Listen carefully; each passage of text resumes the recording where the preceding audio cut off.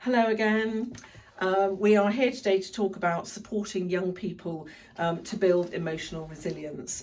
There's another one of these wonderful top tip sheets which will be referenced at the bottom of the video. And I really enjoyed going through them and then seeing what they recommend to what we do at Warden Hill. Yes. So at Warden Hill, we use the 7 C's for resilience.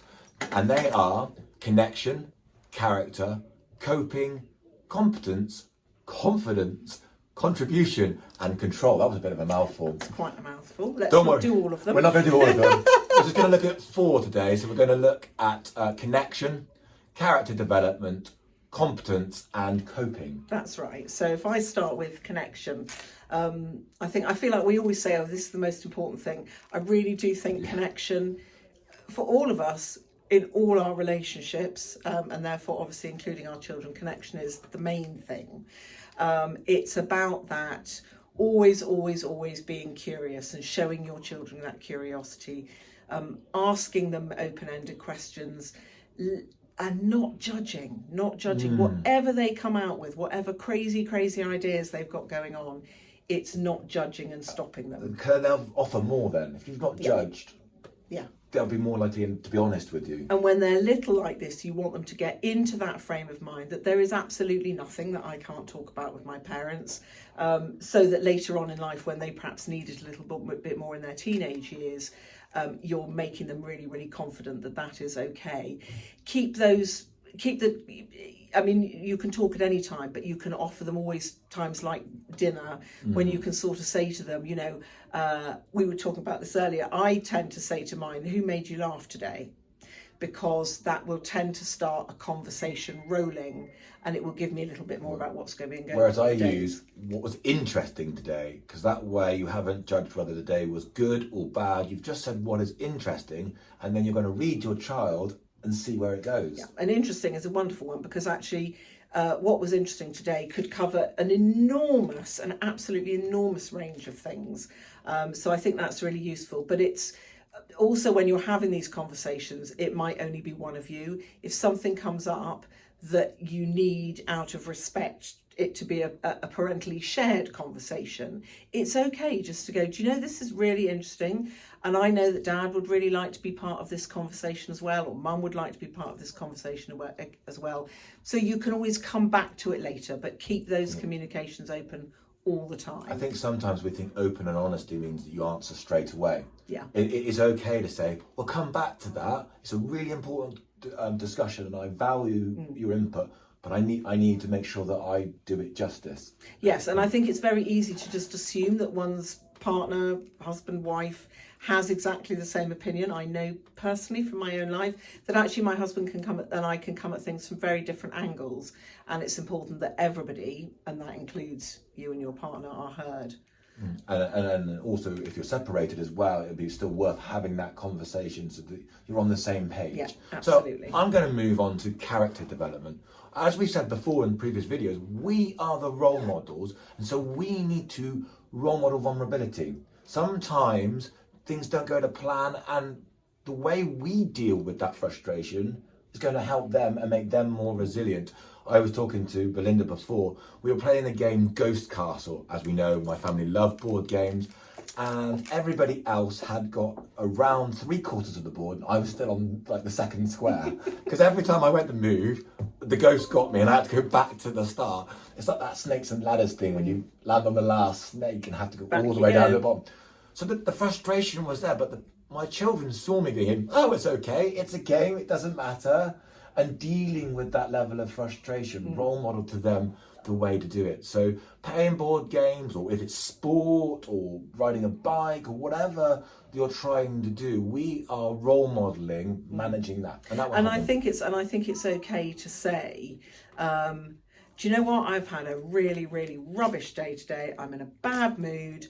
I am going out for 10 minutes because I need to walk, because that's okay. You're showing them we all get really wound up. We all need to have our place of escape. Yeah. Absolutely. And I was going to think about that. I was talking to you about Michael Phelps, the elite swimmer, and his self-talk. You know, he is an amazing athlete, but every time he goes through a doorway, he says something nice to himself. He says a self-mantra, I am powerful, I am talented, I am kind, or I've done a great job.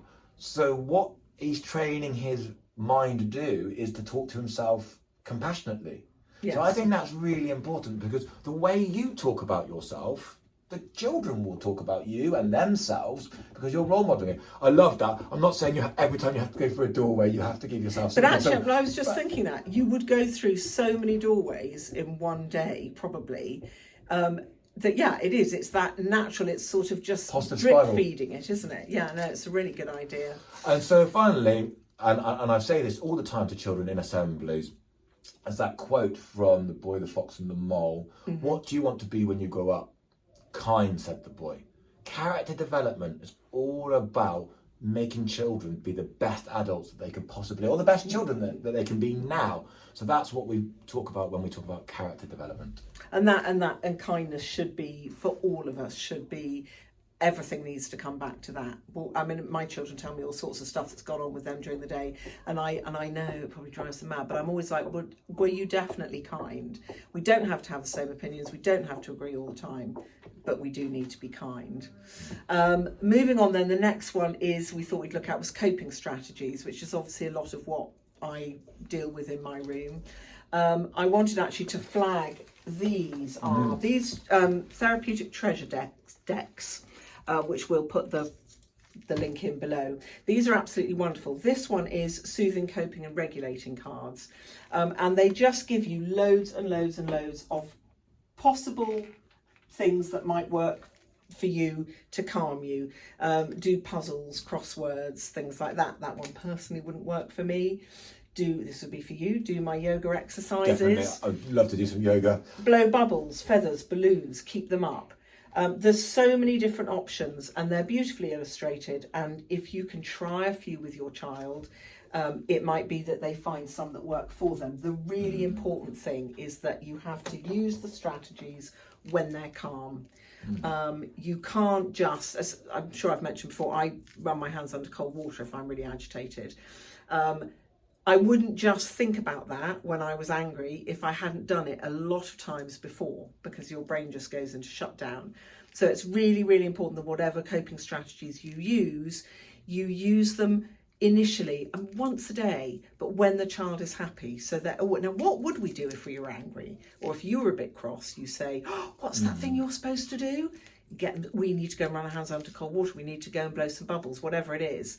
Use it when you're on good form. Definitely, I think that's it. Be proactive, not reactive. The more that we can be proactive and teach these skills before, the more they'll be able to lean on them when they need them. Absolutely. The prime one, I would say, as I said, there are so many things that involve rhythm. Some people find music really helpful. Something really, really physical, doing star jumps, going on a trampoline. There are so many. But breathing is the one that works for absolutely everybody, as long as they do it properly. I have to do it, going into certain meetings, whatever. We all have times in our life when we are anxious. And the breathing is most important. The one I tend to use with the children is just you breathe in on the going up of your finger, you hold at the top, then you breathe out. And it's all very, very, very slow and very, very, very steady. And if you can do that with them when they're sitting in the car outside school, you could do that with them before they go into brownies if they're a little bit nervous.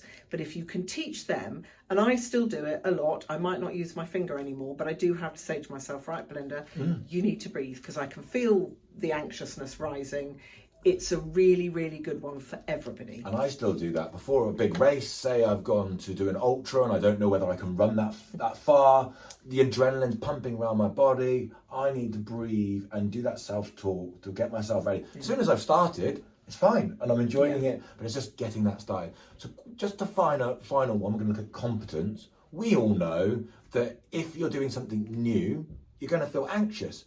So the best way of getting someone comfortable with something is to do it more and to practice and to get them to be successful at it. But you've got to remember, and I love this tweet that I read, you've got to be humble, because the first time you do anything, it's going to be rubbish. The first podcast, the first song, the first race, it's not going to be very good, but that's part of the learning process. So the more we succeed at stuff, the more confident they will be and the more resilient they will be. Yeah, and I think if you can refer them back to something, because let's be honest, we're all learning all the time and we're all starting new things all the time.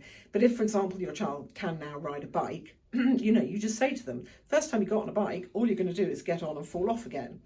It's all about the practice. And if we stand back and we don't do it because we're anxious, if we let our children not do these things, what we're doing is we're saying, actually, no, you're right, you can't do that. But they just need to take it in tiny, tiny little steps. Can you sit on your bike, take your feet off the floor and not fall off for 5 seconds?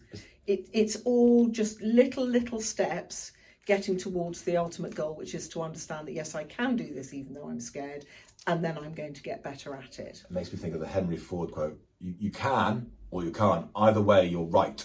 So if you believe you can, you can do it. If you believe you can't do it, then you can't. So to finalise and summarise, be curious, be compassionate, make connections, and that is the first step to making a more resilient family. Absolutely. Thanks very much. Next week we are, excuse me. Oh no, sorry.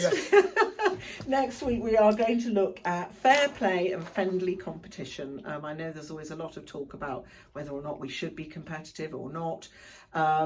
This is a really sensible, have a look at that. So we will deal with that next time. Thanks very much. Bye. Bye.